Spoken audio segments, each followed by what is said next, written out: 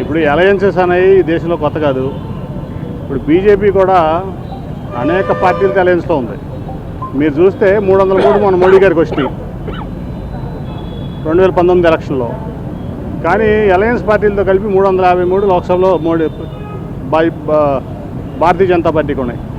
అలయన్స్లు అంటే ఇప్పుడు ఒక భావస్వారూప్యం కలవచ్చినటువంటి పార్టీలు అవనండి, వ్యక్తులు అవనండి, ప్రాంతం మంచి కోరుకునే వాళ్ళు, ఈ రాష్ట్రం మంచి కోరుకునే వాళ్ళు, దేశం మంచి కోరుకునే వాళ్ళు కలపంలో ప్రజలకు మంచి జరుగుతుంది, ప్రాంతానికి మంచి జరుగుతుంది. సరే, ఇప్పుడు దానివల్ల కొంత విమర్శలు, కొంతమంది గిట్టనోళ్ళు విమర్శించవచ్చు, లేకపోతే ఓడిపోయే భయంతో కొంతమంది విమర్శించవచ్చు. కానీ ఏదైనా కానీ రాష్ట్ర ప్రయోజనాలు, ప్రజల ప్రయోజనాలు, ఈ దేశ ప్రయోజనాలు ముఖ్య ఎజెండాగా జనసేన టీడీపీ పనిచేస్తుంది. దాంట్లో ఎటువంటి డౌట్ లేదు.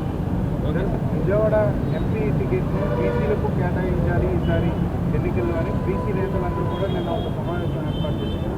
అన్ని రాజకీయ పార్టీ నేతలను కూడా మేము కలుస్తాము, ఈసారి ఎన్నికలలో బీసీలకు ఎంపీ టికెట్ ఇవ్వాలనేది వాళ్ళు డిమాండ్ చేస్తారు. మంచిదే కదా, దీన్ని చాలా ఆహ్వానిస్తున్నాను.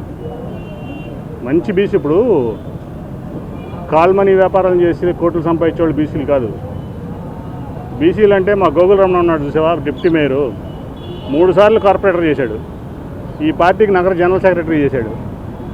మచ్చ లేకుండా 5 ఏళ్ళు, మీరందరూ కూడా మీకు తెలుసు, 5 ఏళ్ళు మేము డిప్యూటీ మేయర్ ఇస్తే ఒక్క మచ్చ లేకుండా డిప్యూటీ మేయర్ చేశాడు. అది బీసీ అంటే.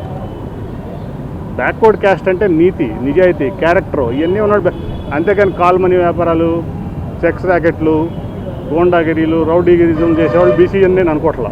అని కోట్లు కూడా సంపాదించుకున్నాడు. బీసీ అంటే ఎస్, బీసీకి ఇవ్వాలి, ఎస్సీకి ఇవ్వాలి, మైనార్టీకి ఇవ్వాలి, పేదవాళ్ళకి ఇవ్వాలి, వెనకబడిన తరగతులకు ఇవ్వాలి. అటు నిరుపేదవాళ్ళైనా క్యారెక్టర్ వాళ్ళ కాళ్ళదండం పెడతాం, మేము కాళ్ళకి వంగి నమస్కారం పెడతాం, వాళ్ళ ఇంటికి వెళ్ళి భోంచేస్తాం, వాళ్ళు వండితే బయట నుంచి తెచ్చి కాదు. కానీ కాల్మనీ బీసీలని, భూ కబ్జా బీసీలని, జనాన్ని హింసించి డబ్బులు చేసుకుని కోట్లు సంపాదించే వాళ్ళు బీసీ ఎట్ అవుతారు? బ్యాక్వర్డ్ తరగతి అంటే అర్థం ఏంటి?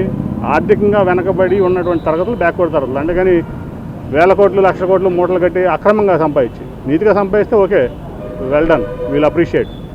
బట్ ఇవన్నీ బీసీల కింద వస్తాయని అనుకోవట్లా. బీసీ అంటే మా గోగుల్ రమణ. బీసీ అంటే చాలామంది ఉన్నారు ఈ నగరంలో.